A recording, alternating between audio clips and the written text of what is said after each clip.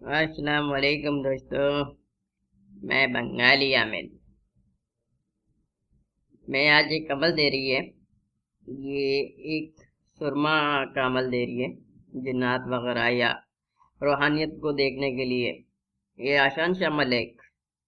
तरकीब इस अमल का ये है कि एक सफेद वाइट कलर का सूती कपड़ा। हाँ, औरत को मालूम होती है, उसे मालूम कर लेना सूती कपड़ा कौन सी होती है। वाइट कलर का कपड़ा, ज्यादा बड़ा ना हो, छोटा हो, अपना हिसाब से देख लेना। एक नक्श बनानी होगी, नक्श देखिए या फिर उस हिसाब से आप कपड़ा ले लेना, ठीक है। और एक कबूतर, पूरा सफेद कबूतर, वाइट कबूतर, उसको अपना घर में ला करके रख लो। कबूतर को तो पहले से ना, यानी वो आपका घर में, उसको पाल लो, मतलब रखो उसको। हफ्ता 2 हफ्ता उसको रखो कि वो आपका घर के अंदर टिक जाए। मतलब जैसे पालतू कबूतर होती है, इस तरह से पालतू कबूतर हमें चाहिए। तो उसका तरीका फिर यही है ना, उसको पाल लो। जंगली नहीं लेनी, उसको ला करके घर के अंदर रखो कबूतर को, उसको कुछ दिन रखो अपने पास। जब वो आपका पास टिक जाए, उसके बाद वो काम की हमारा। एक वाइट कपड़ा भी मैं बताइए वो ला करके रख लो। नौचंदी जुमेरात वाला दिन वो वाइट कपड़ा का टुकड़ा ले लो, और जो कबूतर आप पालिए, पूरा वाइट कबूतर होनी चाहिए। हाँ, उसका कोई भी पर वगैरह उसका काली नहीं हो, पूरा वाइट कबूतर हो। मिल जाती है, आसानी से मिल जाती है। किसी दोस्त वगैरह का पास हो, कोई कबूतर पालती है, उससे ले लो। और ज्यादा महंगा भी नहीं होती, लेकिन होना होनी उसका पूरा वाइट कबूतर होनी चाहिए, ठीक है। जुमेरात वाला दिन वाइट कपड़ा ले लो, वाइट कपड़ा, और एक बर्तन ले लो कोई, और जो कबूतर है उसको ज़िबह कर दो। जैसा मुर्गी को काटती है वैसे कर लो। पहले वजू वगैरह कर लो अच्छी तरह से, अपना जिस्म को पाक साफ करके वजू वगैरह करके फिर उस कबूतर को ज़िबह करना। सही है। फिर जो कबूतर का जो खून निकलेगी, उस खून से ये नक्श जो आप स्क्रीन पे देख रहा हो, ये बनानी होगी आपको।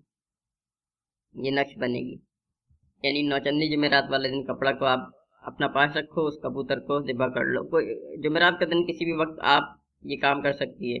कोशिश करो सुबह के अंदर कर लो, वक्त का कोई कैद नहीं। काबा की तरफ मुंह करके कबूतर को ज़िबा करो। ज़िबा करने के बाद ये नक्श है, नक्श का आप देखो 35 इसका अंदर बॉक्स बनी हुई है, ठीक है। 35 इसका बॉक्स बना लो। बॉक्स बनाने के बाद सबसे ऊपर वाला जो लाइन है, पूरा लाइन लिख लो। इसका चाल सीधा है, इसका कोई खास चाल नहीं है, ठीक है।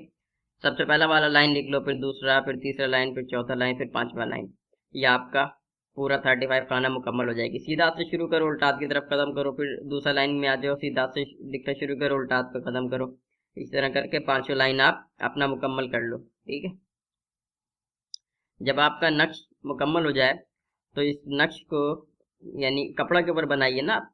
किसी भी आप उससे, किसी लकड़ी वगैरह से लिख लो, या लकड़ी का कलम मिल जाती है बाजार में, वो लेके आ जाओ, उससे बना लो। या घर में बना सकती है कलम, तो घर में बना करके रख लो, कोई मुश्किल मुश्किल नहीं है, ठीक है।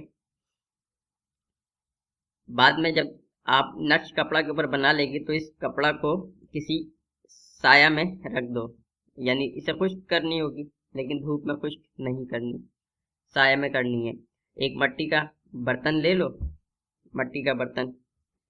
जब नक्श आपका साया में खुश्क हो जाए, ज्यादा टाइम नहीं लगेगी, ज्यादा से ज्यादा घंटा लगेगी, नक्श आपका खुश्क हो जाएगी। खुश्क होने के बाद एक मिट्टी का बर्तन ले लो, मिट्टी के बर्तन के अंदर इस कपड़ा को बिछा दो। बिछाने के बाद उस बर्तन को आप आग पे रख दो। हल्का सा आग जलाना, ज्यादा तेज आग जलाएगी तो आपका जो मिट्टी का बर्तन होगी ना, वो फट जाएगी।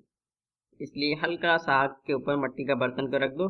आहिस्ता आहिस्ता बर्तन गर्म होगी, कपड़ा भी गर्म होगी, और कपड़ा जल के राख हो जाएगी बर्तन के अंदर। उस राख के अंदर अगर आप चाहती है, तो फिर उसके अंदर आप थोड़ा सा जो है सुरमा मिला लो। सुरमा आपको पंसारी का पास से मिल जाएगी, पंसारी का पास से खालिश सुरमा ले लेना, मिला लेना। अगर चाहती है आप मिलाना, वरना ना भी मिलाओ, मर्जी है आपका। अगर सुरमा मिलाना चाहती है, सुरमा फिर इस राख के अंदर, जो मिट्टी का बर्तन के अंदर थी, इस राख के अंदर सुरमा और डाल करके आपस में इसको अच्छी तरह से उसको मिक्स कर लो, ठीक है। लेकिन अगर आप सुरमा मिलाना चाहती है उसके अंदर, अगर आप सुरमा मिलाना चाहती है, तो सुरमे को पहले से ला करके रख लेना, और सुरमा को उसके अंदर अर्क गुलाब, गुलाब का अर्क आपको बाजार से मिल जाती है, तो गुलाब का अर्क को वो जो सुरमा आप जो बाजार जो पंसारी से लाए थे उस सुरमे को गुलाब का अर्क में मिक्स कर लो, अच्छी तरह से मिक्स कर लो। जब मिक्स हो जाए तो फिर उसको खुश्क कर लेना।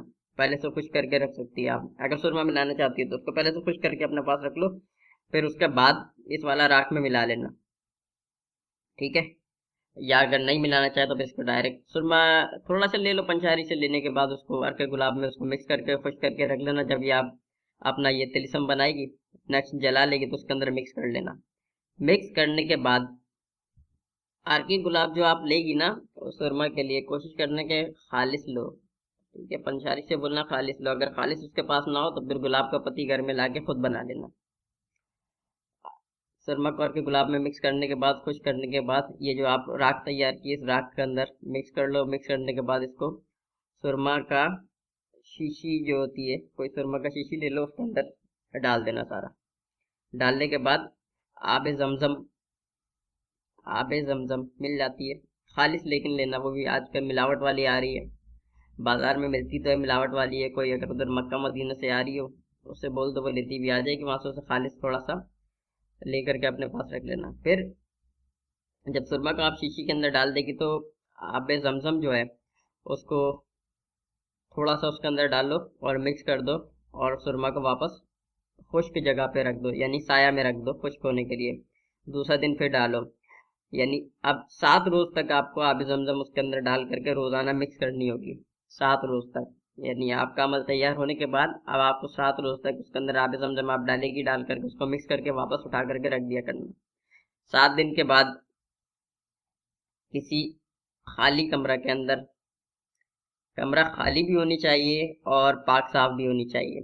खाली कमरा से मतलब उस कमरे के अंदर सामान वगैरह कोई ना हो, सिर्फ 4 दीवारी हो और एक आप हो बस, या वो सुरमा हो, सिर्फ ये सामान, इसके अलावा कोई भी चीज ना हो। खाली कमरा से ये मकसद है। फिर उस किसी खाली कमरे के अंदर जा करके इस सुरमा को जो आप तैयार की हुई है इसको अपना आंख में लगा लो। इंशाल्लाह आपको रूहानियत का मुशाहिदा हो जाएगी।